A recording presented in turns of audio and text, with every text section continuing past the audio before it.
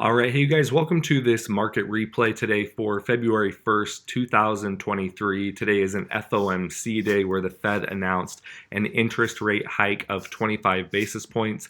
I want to go over kind of the KPLs, the buffers, how everything played out in real time as the charts start ticking along. It's always better and easier to see things as they happen in real time, and also go over, why we chose the buffers the way we did. If you didn't understand or why, we did everything the way we did, this video should help a ton. So first things first, why did we choose these two KPLs here? Well, first one is kind of an obvious here. We had two KPLs down here, basically the exact same price. So we didn't have two buffer zones to choose. Now, going with the top one here, why did we take T2 KPL versus T1?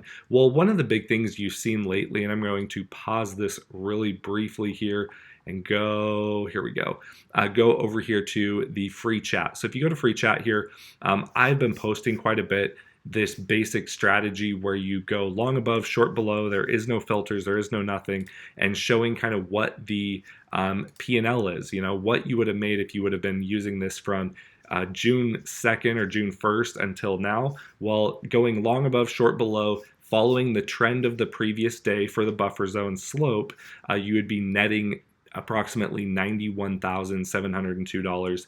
That is after commissions, I believe, as well. This should show it right here. And if we go here, yep, commissions are $1,672. You're only taking 2.42 trades per day, and you have a max. You have 5 max consecutive winners versus you're gonna have 11 consecutive losers. There's a lot of losing. You're only profitable 35% of the time on 410 trades.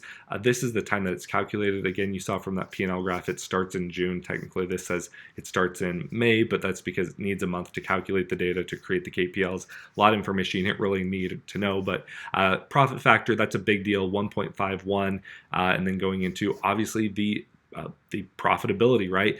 And again, the net profit, pardon me, and then max drawdown. This is amazing. This is like the stuff dreams are made of. One ES contract and your max drawdown over that period of time is $10,609. What is a max drawdown? Well, it's basically from your highest peak to your lowest low before you started to recover. What was that max drawdown during that time frame? Well, the max drawdown this ever experienced trading these two KPLs was $10,600 per ES contract. Now, that does not mean that I recommend just trading ES contracts. You're going to want to trade MES obviously as well, but I'm showing this on ES because again, that's what the KPLs are on, and it's easy for convenience sake to explain this. So again, yesterday, how did we get the positive slope buffer zones? Very simple. We opened up down here, we closed higher. That is a positive uptrend of a slope. And again, we put the buffer zones on a positive uptrend slope.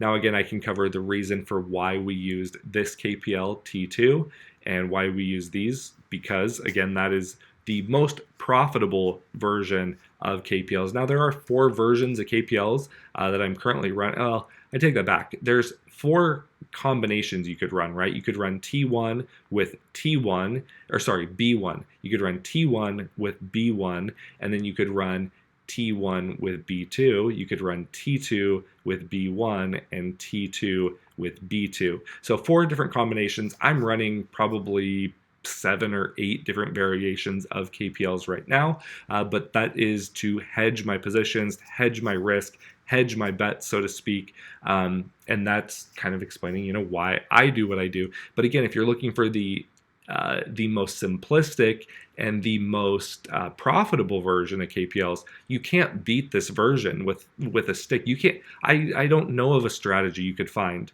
that over this period of time returns this kind of profits with this much simplicity and this ability that you can use the charts and basically you get to plan this the night before. When does that happen? Never. No strategy is like that. And you can set it, like many of the guys in the group today, set their positions and everything. And some of them weren't even, at the charts, while the market was moving. And they made great money. That is the beauty of KPLs, right? So right here, we opened up the day. This is the open of the session, 8:30 Central Time. As you can see, we were really range bound throughout the Globex session. And that's normal on a FOMC day.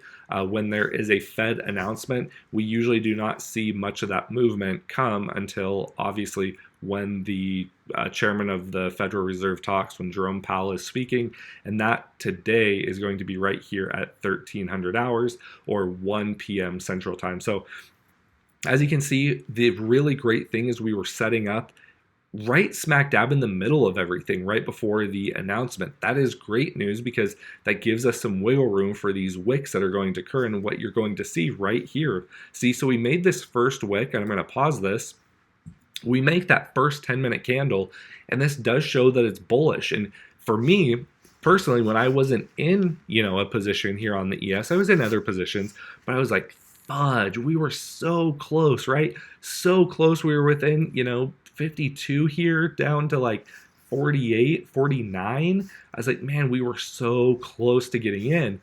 But you got to let the strategy continue to play out. And what happened over the next 10 minutes? Well, don't hold your breath, but watch. We are going to wick down, touch the flippin' KPL, barely, as you zoom in, barely touch that mofo, and then we rip. And again, if you had your order set, if you had everything on the board and ready to roll, you got in long here at 49, you rode this thing all the way up here, you made a solid 50 points in profit, and then some people stopped trading, but again, I continued to trade, got long right in here, and then as we finish out the day up here to 1600 hours as the market closed, we ended up being roughly, that's what, 41.13. We end up closing somewhere up here 41.42, 43. So that's essentially a 30-point additional profit that we made on the upside. So that's a total of 80 points per contract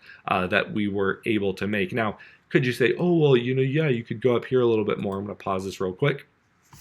Could you go, yeah, could you have made a little bit more, by selling out up here? Yes, but this is a back test. I didn't do that. I don't know who possibly got out, up in here. There were some things on Thinkorswim. There were some weekly point of controls that were resistance up here at 41.60. So it could have made sense and maybe a perfect world that you would have gotten out and taken profits up here. But ultimately, at the end of the day, this was how the day played out. This is the way things worked. Again, KPLs work so good on these Fed days, on these Fed announcement days. And it wasn't anything special. It didn't take understanding wicks. It didn't take understanding these strong bars, delta divergence, none of that.